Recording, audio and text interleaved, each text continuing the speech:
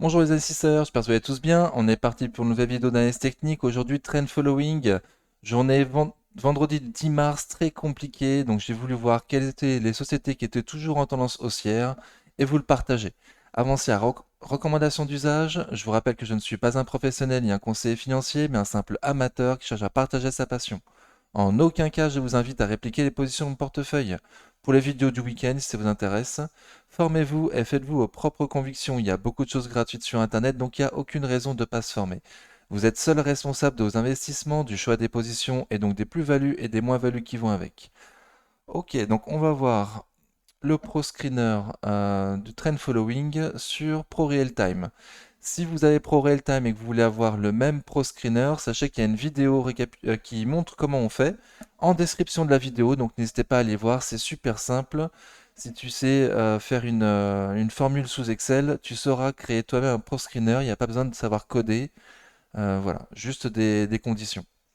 Ok, donc on commence le screener. Donc on va voir les sociétés qui sont en tendance haussière, au-dessus de la moyenne mobile court terme, au-dessus des mêmes 200 jours, et avec un RSI supérieur à 50. Ok, donc il y aura beaucoup de small cap, mais il y en a d'autres. Donc Larsen déjà, je sais plus ce que c'est. Je sais plus ce que c'est, mais énorme bougie ces derniers jours, énorme volume très récemment, là depuis mi-février. Donc pour les traders, si ça vous dit. Bon, on est toujours un peu haut, hein. Où la choper? Ce qui serait bien, c'est vers les 12,20 ou le milieu de la grande bougie, les 2,18. Et en tout cas, avec un stop pour moi en dessous des M200 jours. Voilà, mais je suis pas trader, donc je vous laisserai faire vos propres choix. Au moins, on l'a vu.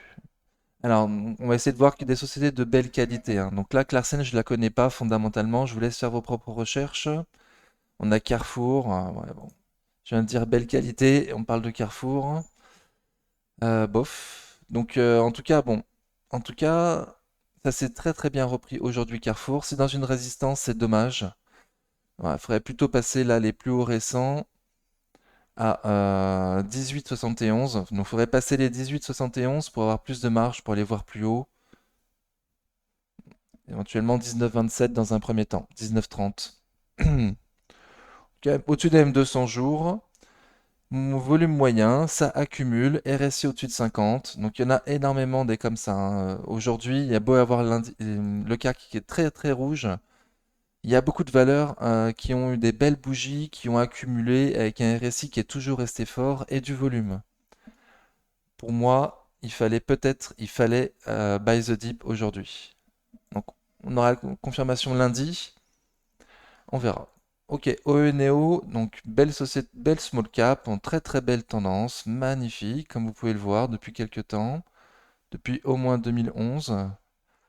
Ok, donc là on est un peu loin d'un M200 jours, on voit qu'elle a quand même une belle relation avec sa MM200 jours, mais elle est aussi en belle tendance haussière de court terme, au-dessus des moyennes mobiles court terme.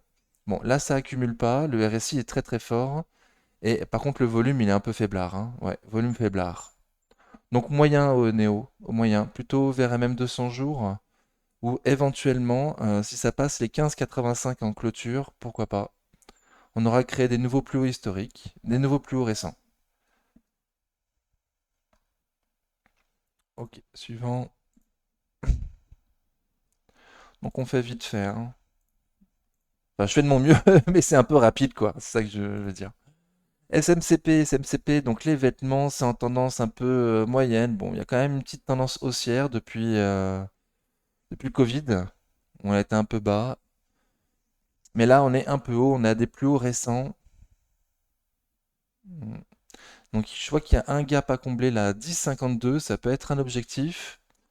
La tendance de court terme est vraiment très très belle. Ça accumule avec du volume. RSI il est en surachat. Donc en surachat, on n'achète plus.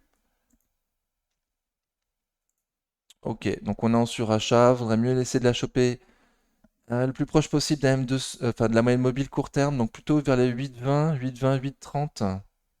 Allez, 8,40. Entre 8,20 et 8,40.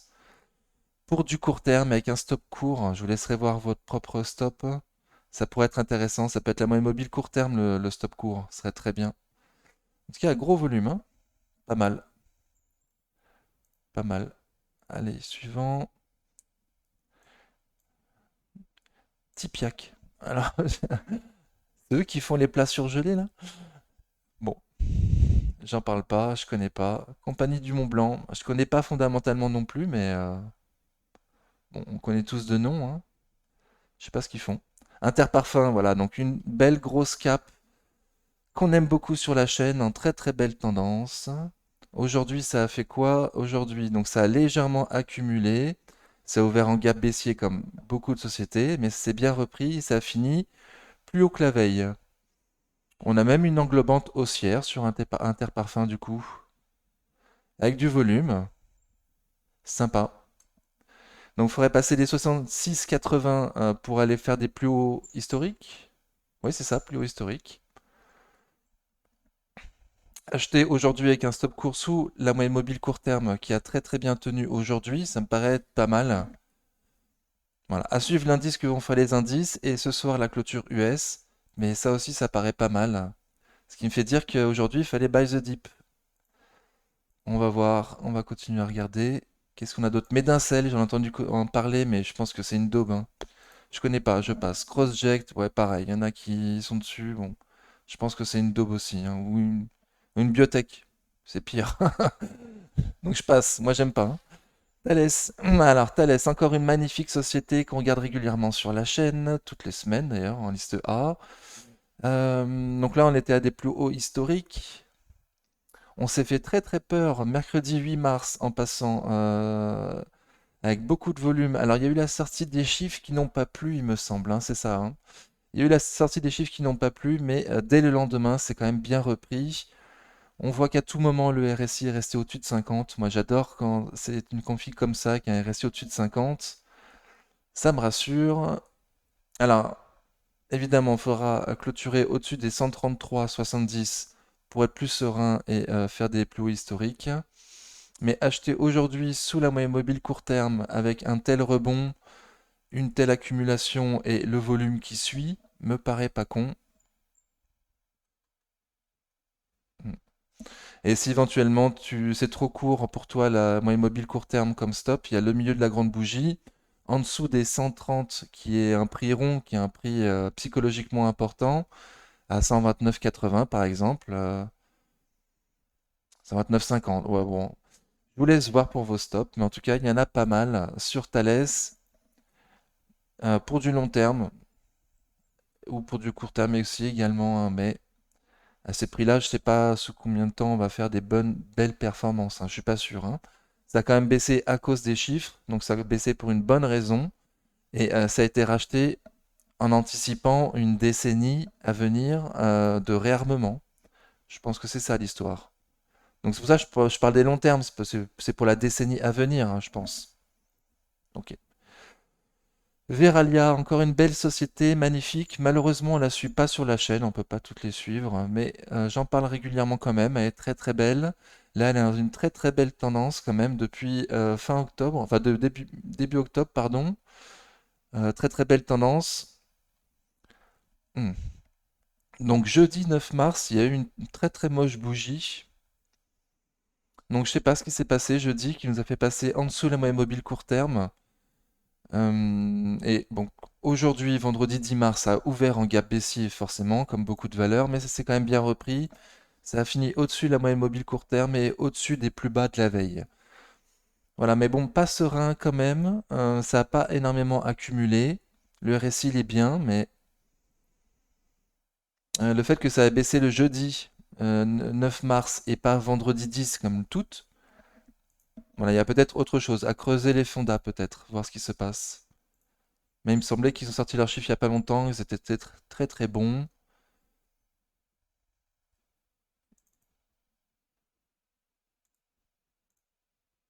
Mm. Et si t'es pas pressé, le plus proche possible des 35 euros, c'est pas mal aussi. Si t'es pas pressé, que t'as pas peur qu'elle parte sans toi. Ok, Osmosis. Les fondas sont bien, on en parle quelques fois sur la chaîne. Ça se reprend bien quand même là depuis novembre 2021, avec de l'accumulation, du volume. Il y a eu un changement sur Osmosis. On voit, hein, il y a eu. Au début, il y avait beaucoup de volume. C'est bien au début, hein. On va aller voir. Ouais.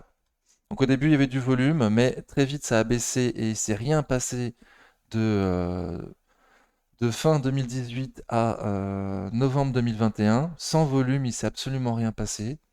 Et là, ça reprend depuis novembre 2021 avec du volume. Donc il y a un renouveau sur Osmosis. Il y a un renouveau small cap illiquide, hein, faites gaffe, c'est pas pour tout le monde. Ça accumule fort. Le RSI est au-dessus de 50 depuis un bout de temps. Les trend followers sont dessus depuis un bout de temps.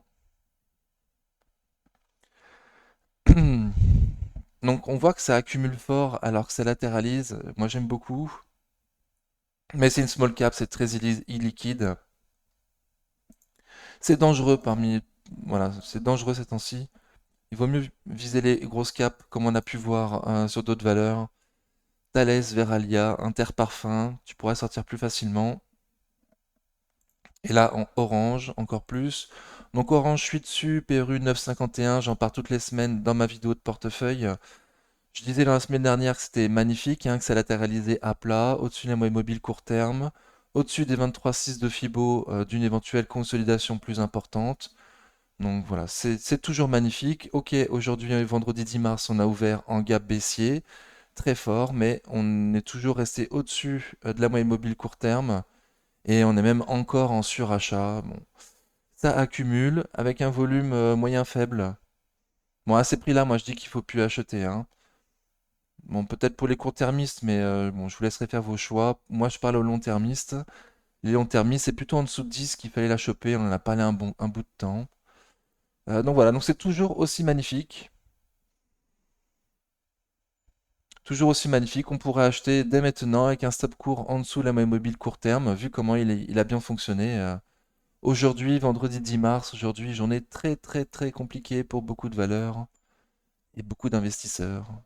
CBO Territoria, donc magnifique dans son canal. Bon, c'est toujours très beau. A priori, alors moi je disais 3,30, 3,40 pour essayer de la choper. On va essayer de voir aussi le dividende non réinvesti. Ouais. Donc dividende non réinvesti, c'est moins beau. Mais bon, c'est quand même pas mal. C'est quand même pas mal. Ok, donc les 3,40, on n'y est plus. Ce serait sympa de les choper vers les 3,50. On voit qu'on y va régulièrement. 3,40, 3,50. CBO Territoria. 3,40, 3,50. Le bas du canal aussi, dividende réinvesti. Donc là, ça me paraît un peu cher, ok? C'est un super tendance haussière, trend following, machin. Mais pour acheter, pour entrer dessus, ça me paraît un peu cher. Ce qui compte sur le CBO, c'est le dividende. Donc plus tu l'achètes cher, moins est bon est ton dividende. Ok. Intrasense, non, encore une biotech, ça j'imagine. Bon, j'entends parler de temps en temps, c'est pour ça que je suis allé dessus, mais j'aime pas du tout. Ok, Rothschild, donc il y a une OPA, on passe. SPI, magnifique société, on la regarde pas assez. Elle est dans ma liste B, elle est en super méga tendance là depuis le Covid. C'est l'une des rares qui est toujours en méga super tendance depuis le Covid. Eh ben, si vous aviez fait le bon choix d'acheter SPI en mars 2020, là, vous êtes toujours bien, alors que sur beaucoup de sociétés, même des sociétés d'excellente qualité, c'est pas comme ça. Donc magnifique SPI, magnifique. J'imagine que dividende non réinvesti, on a des plus hauts historiques, voilà, c'est ça. Donc là, on bute sur les plus hauts historiques. On bute sur les plus hauts historiques. Ah, la bougie du jour est quand même moins belle que certaines qu'on a pu voir. Mais on a été suffisamment bas. Pour moi, ouais, c'est une belle config. Ceux qui en voulaient, ils ont racheté. Et maintenant, ils sont prêts à aller voir plus haut. Bon,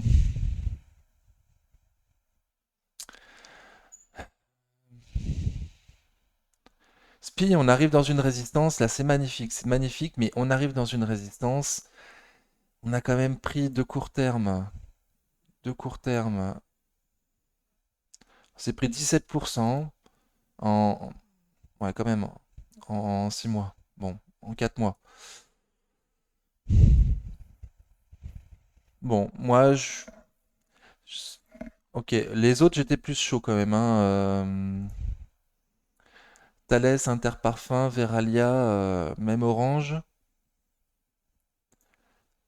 Spi, j'aime beaucoup, c'est magnifique, hein, c'est magnifique, mais je m'attends quand même à ce qu'il y ait un peu plus de latéralisation, quoi. Bon, c'est qu'un ressenti. Les 23,6 de Fibo à 25,78, voilà, ce serait pas mal les 25,78 pour une première entrée.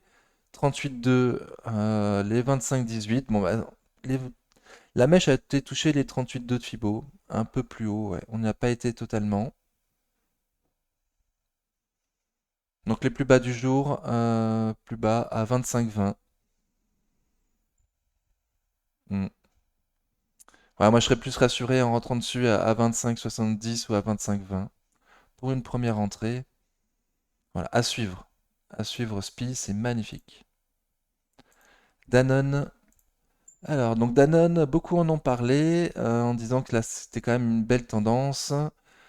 Moi j'ai dit sur la chaîne en dessous de 53 euros. C'est un bon prix, au-dessus, bon. Et là on est en surachat, la tendance est magnifique. On n'a même pas ouvert en gap baissier aujourd'hui Danone, tiens, c'est pas comme d'autres. Ça accumule, il y a du volume en surachat. Et ça n'a pas ouvert en gap baissier, donc elle a plus de force que d'autres. Très bien. Défensive, forcément. Le marché baisse, elle baisse moins que le marché. Elle est plus forte. Donc ça accumule, c'est super. Est-ce qu'on achète à ces prix-là?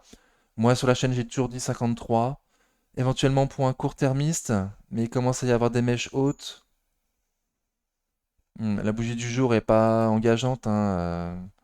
Bougie d'indécision totale. Bougie d'indécision. Bon, pas chaud non plus. Ok. NJ, pour finir. NJ. Oula. Ok, donc les fibos on peut enlever. NJ, j'ai un biais négatif, j'aime pas du tout. L'État est dessus. J'ai peur qu'avec leur fin de l'abondance, il y a une coupe le dividende.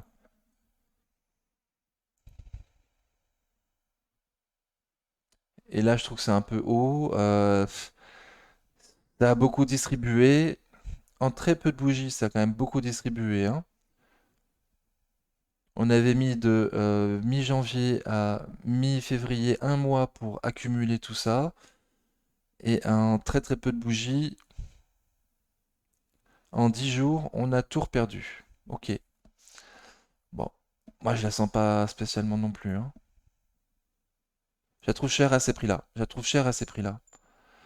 NJ, c'était plutôt 10-11 hein, qu'on avait parlé. Bon, à suivre. Ok, donc c'était la fin. C'était rapide. Voilà. Au moins, vous avez vu, c'était une valeur en tendance haussière. J'ai pu dire plusieurs fois que pour moi, fallait buy the dip aujourd'hui. À voir dans ma vidéo de ce week-end si je l'ai fait ou pas. Et à voir lundi surtout comment ça se reprend, si ça monte ou si ça baisse, s'il fallait buy the dip ou pas. Voilà, grande surprise. Prenez soin de vous, à très bientôt. Ciao.